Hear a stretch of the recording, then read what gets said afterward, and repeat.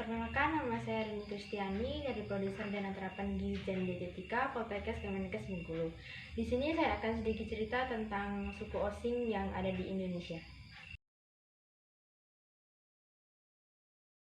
Suku Osing atau biasa diucapkan Jawa Osing adalah penduduk asli Banyuwangi atau juga disebut sebagai Laros atau Wong Blambangan. Merupakan penduduk mayoritas di beberapa kecamatan di Kabupaten Banyuwangi. Orang asing menggunakan bahasa Osing yang masih termasuk subdialek bahasa Jawa atau bagian timur yang masih berkerabat dengan bahasa Jawa Arekan dan bahasa Tengger. Tetapi banyak kosakata dari bahasa Jawa kuno yang masih digunakan. Selain itu, pengaruh bahasa Bali juga sedikit signifikan.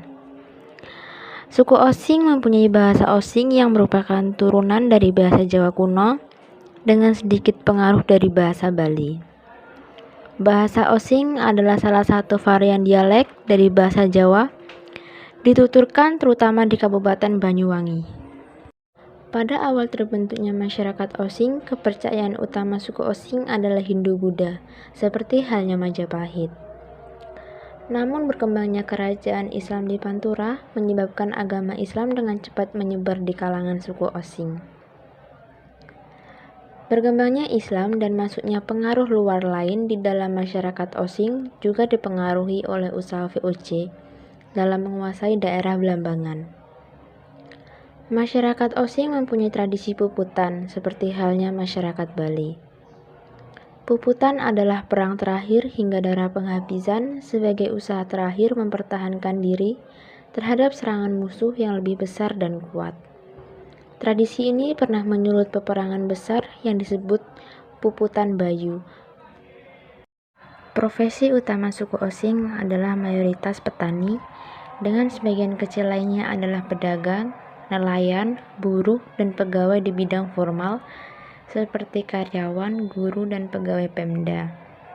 Suku Osing berbeda dengan suku Bali dalam hal stratifikasi sosial. Suku Osing tidak mengenal kasta sama dengan suku Jawa umumnya yang juga tidak mengenal kasta. Hal ini banyak dipengaruhi oleh agama Islam yang dianut oleh sebagian besar penduduknya. Kesenian suku Osing sangat unik dan banyak mengandung unsur mistik seperti kerabatnya suku Bali.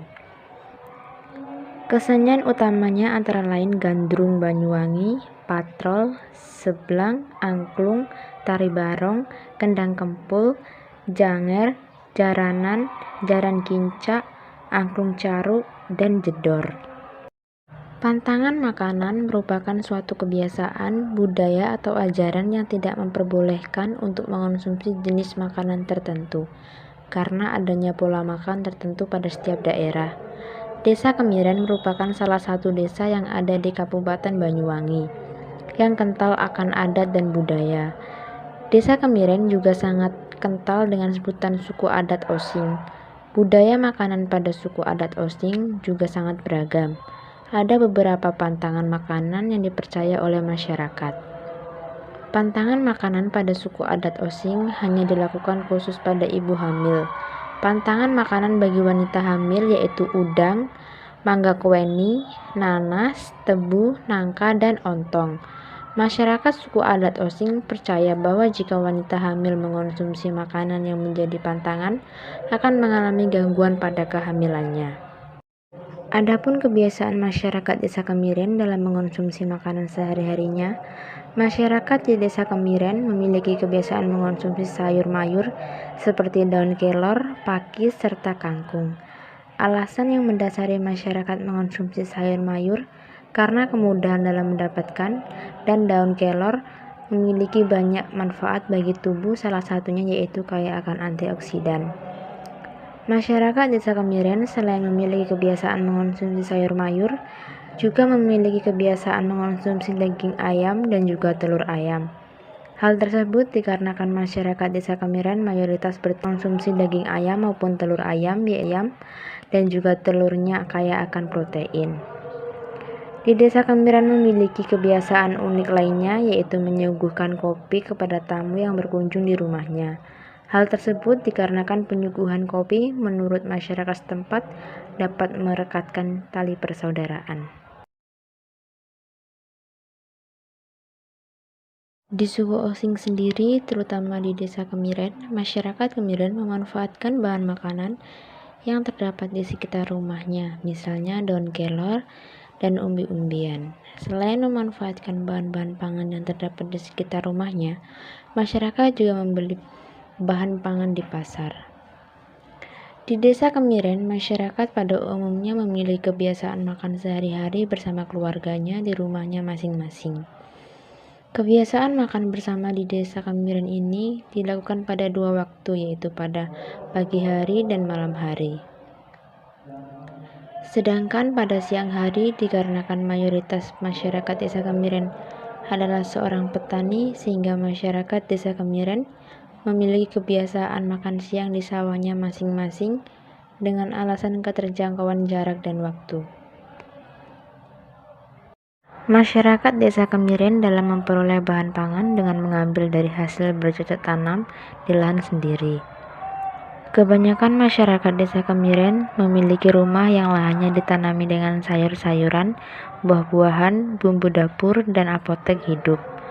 Jika di ladang mereka tidak ditemukan bahan yang dibutuhkan, masyarakat akan pergi membeli di pasar.